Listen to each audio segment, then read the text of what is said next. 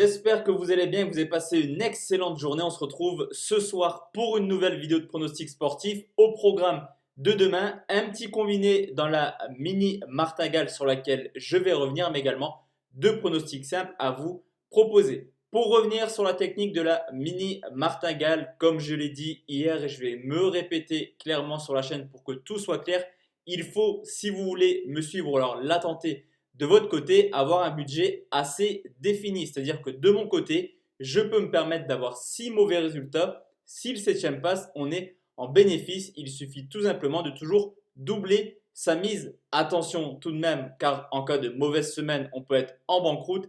C'est pour cela que je vous conseille fortement d'avoir un capital dédié à cette mini martingale et de ne pas mettre toutes vos billes dans cette technique. Cependant, j'ai quand même plus de certitude pour dégager du bénéfice avec la mini martingale plutôt qu'avec les pronostics simples que je vais quand même vous proposer dans cette vidéo. Le but de vous proposer cette mini martingale, c'est clairement de faire un test pour la mettre sur le site La Team Parieur quand tous les championnats vont reprendre. Vous avez en description le canal Telegram de la Team Parieur. La Team Parieur, c'est tout simplement le site qui est sorti il y a maintenant un peu moins d'un mois avec lequel je travaille tout simplement avec Julien Bert. Juste avant de partir dans les pronostics, on va forcément faire le bilan de ce qui s'est passé hier. 3 pronostics en Europa League, 2 bons, 1 mauvais. On valide les 2 marques entre Torchfan et les Vadja, score final 3 buts partout. On valide également la victoire du Servette à domicile. Cependant, Motherwell, on ne les sentait pas capables de s'imposer contre Glentoran. Ils nous ont clairement fait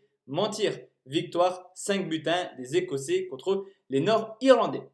Pour demain, je vous l'ai dit, et 4 pronostics, on commence tout de suite avec le petit combi mini martingale et c'est Arsenal qui reçoit Liverpool. Quel plaisir de voir Arsenal à ce stade de la compétition. Ils ont dû battre City en demi et Chelsea en finale. Pour Liverpool, somme toute logiquement, ils sont en finale du Community Shield après une saison complètement extraordinaire. Alors du côté d'Arsenal, forcément, il termine 8e mais il se qualifie pour l'Europa League grâce à cette victoire en FA Cup. Cependant, l'année dernière, comme tous les ans, on a toujours cette équipe assez forte offensivement, 56 buts marqués en Première Ligue. Cependant, défensivement, beaucoup de lacunes, beaucoup trop pour espérer terminer dans le top 4, tout de même 48 buts encaissés. Liverpool a tout simplement fait une saison en roue libre, clairement, ils étaient champions et offensivement, ce n'est pas forcément ressenti malgré 5 victoires en 9 matchs. Le trio qui pour moi est tout simplement le plus complémentaire du monde, Salah, Mané, Firmino, ont tout de même réussi à marquer 19 buts en seulement 9 petits matchs de championnat. L'objectif pour les deux équipes, forcément, c'est de remporter ce trophée. Pour Arsenal, c'est pour bien lancer sa saison et confirmer le fait que depuis l'arrivée d'Arteta, il y a quelque chose de spécial du côté des Gunners. Pour Liverpool, forcément, objectif, confirmer ce qu'il s'est passé l'année dernière avec cette saison complètement extraordinaire, mais également faire oublier la défaite l'an passé à ce même stade de la compétition contre City sur le score de 2 buts 1. Historiquement, c'est quand même compliqué de trouver un favori. Sur les 10 derniers matchs, 5 victoires pour Liverpool, 4 nuls, 1 seul pour Arsenal. Mais on le sait, Arsenal est plutôt bon lors des matchs vraiment couperés. Ce qui est plutôt intéressant, c'est qu'on peut remarquer que sur les 10 derniers matchs entre Arsenal et Liverpool, généralement, il y a du but. 10 matchs, 9 fois au moins 3 buts, ça sera mon pronostic, plus de 2,5 buts entre Arsenal et Liverpool, c'est coté 1,50.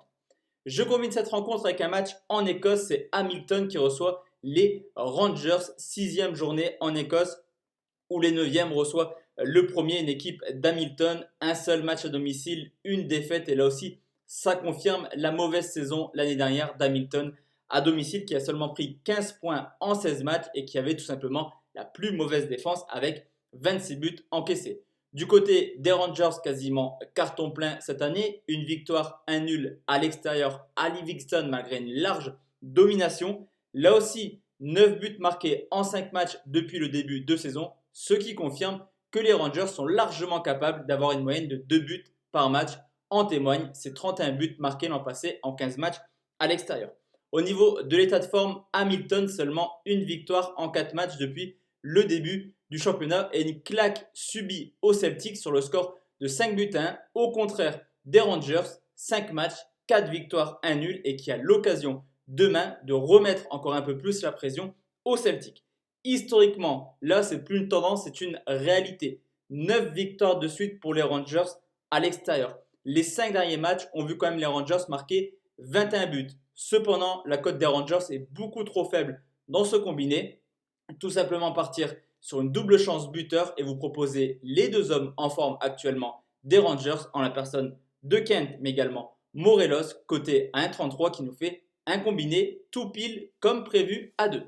Enfin la team, les deux pronostics simples, c'est forcément les deux matchs en France. On commence avec Rennes qui reçoit Montpellier, une équipe de Rennes qui est partie chercher un bon point à Lille, un but partout avec une équipe en deuxième mi-temps qui sentait beaucoup plus fraîche physiquement. Et c'est peut-être là où la rencontre va se jouer demain. Pourquoi? Tout d'abord, Rennes réalise une excellente saison l'année dernière. 9 victoires en 14 matchs, recrutement plutôt intelligent en gardant Kamavinga mais en faisant également venir Terrier. Au contraire de Montpellier qui a des mauvaises prestations l'année dernière hors de leur base, une seule victoire en 14 matchs et qui a fait seulement 4 matchs de préparation physiquement. Est-ce que Montpellier sera prêt? C'est une réelle question. Comme je vous l'ai dit, Rennes semblait prêt physiquement contre le LOSC avec un Kamavinga qui a fait une deuxième mi-temps de feu.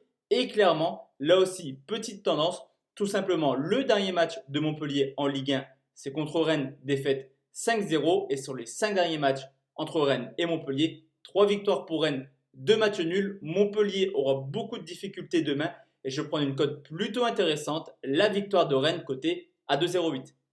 Et enfin la team, le dernier pronostic, on reste en Ligue 1, c'est Strasbourg qui reçoit l'OGC Nice. Beau match à la Méno, il n'est jamais évident de venir s'imposer. Cependant, du côté de Strasbourg, il manquera demain Sels, Motiba, mais également Liénard, carrément la colonne vertébrale de Strasbourg qui a perdu sa première rencontre contre Lorient sur le score de 3 buts à 1. Au contraire de Nice qui, malgré une prestation assez moyenne, s'est imposé tout de même sur le score de 2 buts à 1 contre le Racing Club de Lens. Alors à domicile, c'est jamais évident de venir s'imposer à Strasbourg. L'an passé, 7 victoires, 3 nuls, 3 défaites. C'est d'ailleurs la 4e équipe qui a le moins perdu à domicile. Nice à l'extérieur, c'est pas déconnant. 50-50, c'est-à-dire 3 victoires, 4 nuls, 6 défaites et un recrutement plutôt judicieux également du côté de Nice qui restera avec Patrick Vieira cette année. Nice pourrait clairement être, comme Rennes, une des révélations de cette nouvelle saison de Ligue 1.